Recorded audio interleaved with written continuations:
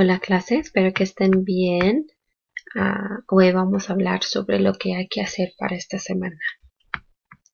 So first let's go to content and see what are the due dates coming up for what we need to do this week. So we are now getting out of Module 3, going into Module 4. We have the VHL activities as always. The oral presentation 2, which is going to be due this Sunday by midnight. Later after that, on the 19th, we have 2 assignments due. The peer feedback on the oral presentation and the composition, the second composition. So we're going to go over those as well, just to make sure you guys know what you're doing. Okay, so let's go to Module 4. Presentaciones. Okay. In the instructions, it gives us the topic down here. Describe your daily routine. What time do you go to work? What classes do you have? Where, what do you eat? Etc. Make sure to use the present tense, ER and IR verbs, as well as stem changing verbs. And it is 2 minutes in length at least. Okay? Up here it also tells us that the presentation needs to be in Spanish completely and have 5 PowerPoint slides. Okay, remember that the PowerPoint slides, one of the slides can't be your title slide, so you need to have 5 slides of content. You're going to be recording your presentation using VoiceThread, okay? And that's going to be due this Sunday by midnight. And we're going to be putting it in the actual VoiceThread just like we did with the first presentation, okay? Then the following week, we have the peer review. So you have to comment and respond to 2 other people's presentations, no matter if your partner did it or not. Okay, so if your partner does not complete an oral presentation, then just comment on somebody else's presentation. Okay, so ideally, if your partner does complete the oral presentation, then you would comment on their presentation and somebody else's. But like I said, if your partner does not complete it, then comment on 2 other people's videos. And remember that the response needs to be oral. You don't have to record yourself in video, but at least audio. Okay? You do need to do it in Spanish. All right, composiciones. Okay, so this topic is what do you do in your free time? Use AR, ER, and IR, regular verbs in the present tense, and some conjugations of the verb ir. Okay, and it's going to be at least 200 words. Excuse me. So the rough draft will be the same. We're going to complete it in quizzes.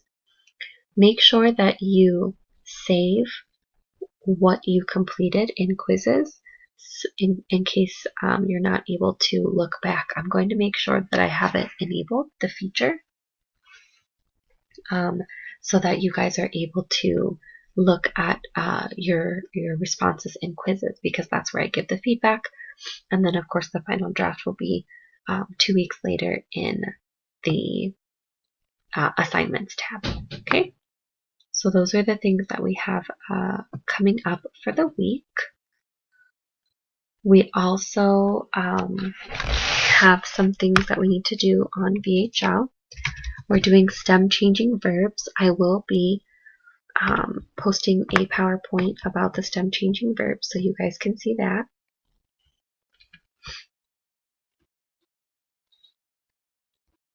Okay. We are in Lección 4. Los pasatiempos. Pasatiempos is just like hobbies, pastimes. And then down here in the different estructuras. Okay, I think it's actually 4.2 or 4.3. So we have the E to IE, O to UE stem changers that we've been looking at to complete. This is also going to be one of our partner activities for the week. Read the television listings for Saturday. with a partner, role play a conversation between two siblings arguing about what to watch.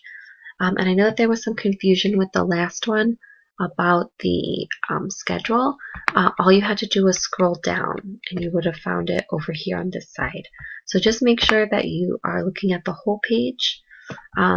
Here it kind of shows us that it's at the top. So just make sure that you guys are looking at that. Also notice here the time is different than what we use in the US. So just make sure that you guys are keeping that in mind so you know how to say the correct time, right? These are the different options that we have. So that's one of the partner activities. And the other partner activity, I think it's on the next page. Finishing with the stem changers. Yeah, so this one is El Cine, the theater. Okay, with a partner, discuss good and bad movies you have seen using stem changing verbs. Okay, so there's nothing below further that we need to use. You guys just have to talk about movies and use stem changing verbs. So make sure that you guys do both to get the full credit for that. Otherwise, there was just a couple of things that I wanted to discuss with you guys. For some reason, this is not going away. Okay, so that's what we have on VHL. The activities this week are pretty straightforward. You mostly just have to do like fill in the blank with the different stem changing verbs. So it shouldn't be too difficult. Let me know if you guys have any problems or any issues with those. And basically a few things that I wanted to discuss, a couple of announcements. You can already sign up for classes next semester if you guys go to UAccess. However, all of the sections for Spanish 102 are currently full that are for online classes. They do have face-to-face classes that are not full. So you guys can always go and enroll in a face-to-face class if you have that option. If not, then what I would suggest is coming back periodically to UAccess to check to see when there's going to be an opening in one of the courses. That's probably going to be your best option for now until the beginning of the semester. Usually at the beginning of the semester there's a lot of movement, so you should be able to get into a 102 class if you're not already in a 102 class. We do use the same book, which is Portales, for 102, so you don't have to buy anything separate, which is nice. Also, for the compositions, I know I've had to speak to a few of you about the use of online translators, or also the use of maybe friends or family members who speak Spanish. Please try to avoid that in the future.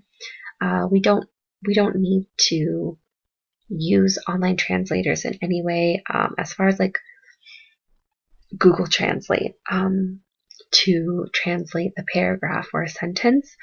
That's actually considered plagiarism, and that comes with some pretty heavy consequences from the university. So try to avoid that. You're not supposed to be using the translators. I think I talked about that already previously, but just to reiterate, don't use Google Translate. If you need to know a specific word, you can use word reference, and that gives you context so that it's much easier for you to see what's the correct form of the word that you're wanting to use in the appropriate context. Google Translate does not. Using a friend or a family member to help with your essay is also considered plagiarism in a language class. So please try to avoid this in the future. Your friend, your family member, or Google Translate cannot take a test for you. They cannot write an essay for you. It's not going to be helpful for you in your own writing abilities and your writing skills to develop, in Spanish by doing that. That being said, I don't expect for your guys' essays to be perfect in any way whatsoever. Many people had numerous errors, and they still received good grades because they followed all the instructions. So that's what I'm looking for above all. I'm not looking for a perfect essay. What I'm looking for is Did you use the ER or AR verbs? Did you use the vocabulary that you were supposed to use? Did you follow the instructions? Did you, put in the effort? Did you meet the word count? Those types of things.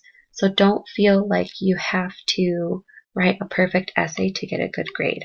I really need to gauge your guys' writing abilities, and it's hard to do that if you're not providing me your authentic work, okay? So just keep that in mind for the next upcoming composition, and as well for the presentations.